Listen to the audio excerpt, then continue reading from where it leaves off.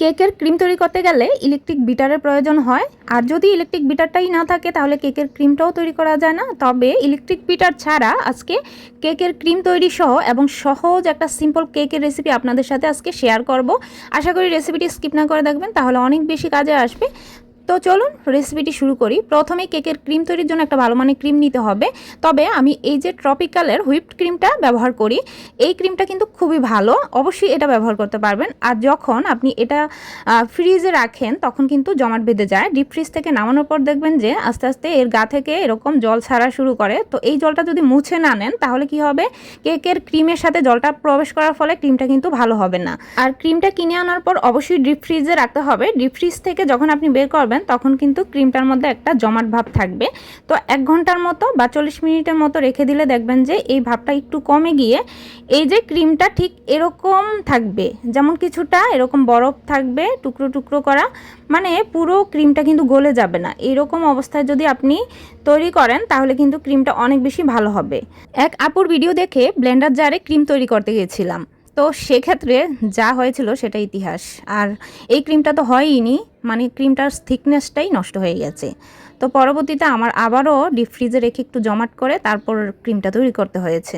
আশা করি ব্লেন্ডার জারে এভাবে কেউ ক্রিম তৈরি করতে যাবেন না, তাহলে কিন্তু একেবারেই সাড়ে সর্বনাশ, মানে ক্রিম তো হবেই না। তো যাই হোক, এখানে আমি কী কী উপকরণ মিক্স করলাম, 2 টেবিল চামচ কিন্তু গুঁড়ো করা চিনি মিক্স করেছি, সাথে 1.5 টেবিল চামচ দিয়েছি কর্নফ্লাওয়ার। কর্নফ্লাওয়ারটা কিন্তু ক্রিমটাকে অনেক বেশি স্মুথ করবে আর টেক্সচারটা ঘন করতে সাহায্য করবে। আর কিছুটা একদম পিঙ্ক কালারের ফুড কালার একটুখানি ব্যবহার করেছি, এটা জাস্ট অপশনাল। আপনারা যদি সাদা ক্রিম তৈরি করতে চান সেটাও কিন্তু পারবেন। যেহেতু ব্লেন্ডার জারে ক্রিমটা হয়নি তাই সবগুলো উপকরণ দিয়ে একটু ভালো করে মিক্স করে নেবেন। আর মিক্স করে নেওয়ার পর এখন যে আসল ক্রিমটা তৈরির প্রসেস সেটাই দেখাবো। এখানে আমি একটা এরকম দুধের 1 কেজি ওজনের প্যাকেট নিয়েছি, মানে এটা কিন্তু ডিপ ফ্রিজ থেকে বের করেছি, মানে পুরো বরফ। হ্যাঁ, এবার এর উপরে কি করেছি, একটা মিক্সিং বোল নিয়েছি। এই পদ্ধতিতে যদি আপনি ক্রিমটা হাতেই তৈরি করেন দেখবেন যে একদম পারফেক্ট হয়েছে। আশা করি বুঝতে পারবেন, রেসিপিটা কিন্তু মনোযোগ দিয়ে অবশ্যই দেখবেন। তো এর উপরে মিক্সিং বোলের মধ্যে সেই ক্রিমটা ঢেলে দিয়েছি মিক্স করা। তো ক্রিমটা ঢালার পর এভাবে এই যে হ্যান্ড উইক্স ব্যবহার করছি, অবশ্যই কিন্তু হ্যান্ড উইক্স দিয়েই করতে হবে, এছাড়া কিন্তু আপনি ক্রিম কোনোভাবেই তৈরি করতে পারবেন না। এই কাজটা না একটু সময় সাপেক্ষ। আর যদি এইভাবে আপনি তৈরি করতে চান তাহলে আপনাকে অন্তত পক্ষে 40 মিনিট হাতে সময় নিয়ে এই ক্রিমটা তৈরি করতে বসতে হবে। হাত তো ব্যথা হবেই। তো আমি বলবো কি, যাদের কাছে ইলেকট্রিক বিটার আছে অবশ্যই আপনারা ইলেকট্রিক বিটারটাই ব্যবহার করবেন। তো প্রায় 10 মিনিট যখন বিট করেছি তখন কিন্তু থিকনেসটা এইরকম এসেছে। আর অবশ্যই এই যে আমি দেখুন, ঠিক ইলেকট্রিক বিটারের কাঁটাটা যেভাবে উপর থেকে ঘুরে ঠিক এইভাবে, মানে ডাল আমরা যেভাবে ঘুটি আর ঠিক এইভাবেই করতে হবে। আপনার অবিশ্বাস্য মনে হলো, একটু কষ্ট হলেও কিন্তু ক্রিমটা অবশ্যই তৈরি হবে। আশা করি আপনারা ট্রাই করলে বিফলে যাবেন না। আর পাত্রের নিচে অবশ্যই এরকম ঠান্ডা বরফ দিয়ে তারপর করতে হবে, তাহলে কিন্তু এই ক্রিমটা তৈরি হবে। প্রায় 40 মিনিট সময় নিয়ে ক্রিমটা তৈরি করে নিয়েছি। আর ঠিক এরকম স্প্যাচুলার মধ্যে লেগে থাকবে, দেখুন পড়তে কিন্তু সময় নিচ্ছে। ঠিক এইভাবেই ক্রিমটা তৈরি করে নিয়েছি। আর হ্যান্ড উইক্সের সাহায্যে করলে ঠিক ক্রিমটা এরকমই হবে, এর থেকে বেশি আসলে করা সম্ভব হয় না। তো এইটা আমি কিন্তু ফ্রিজে রেখে দিব প্রায় 1 থেকে 1.5 ঘন্টার মতো, তাহলে কিন্তু ক্রিমটা আরেকটু থিকনেসটা একটু টাইট হবে। ক্রিমটা ফ্রিজে রেখে এখন চলুন আপনাদেরকে একদম সহজ আর সিম্পলভাবে একটা কেক কিভাবে তৈরি করা যায়। আর এখানে আমি যেটা নিয়েছি সেটা হচ্ছে পাউরুটি, 4 পিস পাউরুটি নিয়েছি। আর পাউরুটির সাইডের যে অংশগুলো সেগুলো কেটে বাদ দিয়ে দিয়েছি।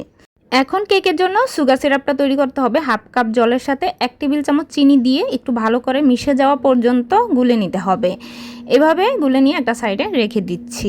এখন সেই কেটে রাখা পাউরুটির 1 পিস প্রথমে নিয়ে সুগার সিরাপটা খুব ভালো করে চারদিকটাতে সমানভাবে দিয়ে দিতে হবে, যাতে পাউরুটিটা ভিজে একদম সুন্দরভাবে নরম হয়ে যায়। তো এইভাবে একটা লেয়ার করার পর তারপর সেই ক্রিমটা দিয়ে জাস্ট সমান করে আমি যতটুকু পেরেছি, মানে অত বেশি ভালো করে আমি আসলে কেকটা ডেকোরেশন করতে পারি না। প্রফেশনালভাবে যারা করে তারা হয়তো অনেক ভালোভাবেই করে, কিন্তু আমি যেভাবে করছি ওইটাই আপনাদের সাথে শেয়ার করছি। পাউরুটির পিসে প্রথমে সুগার সিরাপটা দিয়ে তারপর প্রতিটা পাটে পাটে একদম সুন্দর করে ক্রিমটা বসিয়ে দিতে হবে। ক্রিমটা ঠিক একইভাবে করার পর চারদিকটাতে সাইডের অংশগুলোতেও কিন্তু ক্রিম লাগিয়ে নিয়েছি। এখন চলুন একটু ডিজাইন করে নিচ্ছি, জাস্ট ডেকোরেশনটা সুন্দর হবে। এখন সাইডের অংশগুলো করার পর উপরিভাগেও ঠিক একইভাবে ডিজাইন করে নিচ্ছি। এটা যদি আপনি কাঁটা চামচের সাহায্যে এভাবে টেনে টেনে করেন তাহলে একটু হয়তো সময় লাগবে, তবে ডিজাইনটা হবে। তো এখন আমি উপরিভাগে একটু ডিজাইন করে নিচ্ছি। এটা জাস্ট অপশনাল, আপনারা চাইলে শুধু এরকমও রাখতে পারেন, বা এরকম রাখলে আসলে দেখতেও তত একটা সুন্দর লাগবে না, তাই আমি একটু ডেকোরেশন করেই নিচ্ছি। যেহেতু এখন অনেক গরম পড়েছে তাই ক্রিমটা কিন্তু গলে যাওয়ার অনেক বেশি চান্স থাকে, তাই খুব দ্রুতই ক্রিমের ডেকোরেশনটা করে নিতে হবে। আর করে নেওয়ার পর অবশ্যই ফ্রিজে 1 ঘন্টার মতো রেখে তারপর কিন্তু কেকটা কেটে নেবেন। মাঝ বরাবর কিন্তু আমি একটু চেরি ফল কুচি কুচি করে কেটে তারপর ডেকোরেশন করে নিয়েছি। সাইডের অংশগুলোতেও চেরি ফলগুলোকে অর্ধেক করে তারপর ডেকোরেশন করে নিয়েছি। দেখতে কিন্তু অনেক বেশি আকর্ষণীয় লাগছে। আপনি যদি আপনার বাচ্চার যে কোনো জন্মদিনের টাইমে বাইরে থেকে কিনে না আনতে পারেন, তখন কিন্তু এরকম একটা ঝটপট করে বানিয়ে দিতে পারেন। বাচ্চারা কখনোই বুঝতে পারবে না যে এটা আসলে কি, তারা তো দেখেই খুশি হয়ে যাবে। পরবর্তীতে আরও সহজ এবং নতুন নতুন রেসিপি দেখার জন্য চ্যানেলটি সাবস্ক্রাইব করে রাখতে পারেন। বেল আইকনে অল বাটনে প্রেস করে রাখবেন, তাহলে কিন্তু প্রতিদিনের নোটিফিকেশন সহজেই পেয়ে যাবেন। আর রেসিপিটি আপনাদের যদি একটু হলেও কাজে এসে থাকে তাহলে কিন্তু অবশ্যই শেয়ার করে রাখবেন। আজকের মতো তাহলে এ পর্যন্তই। সবাই সুস্থ থাকবেন, ভালো থাকবেন, ধন্যবাদ।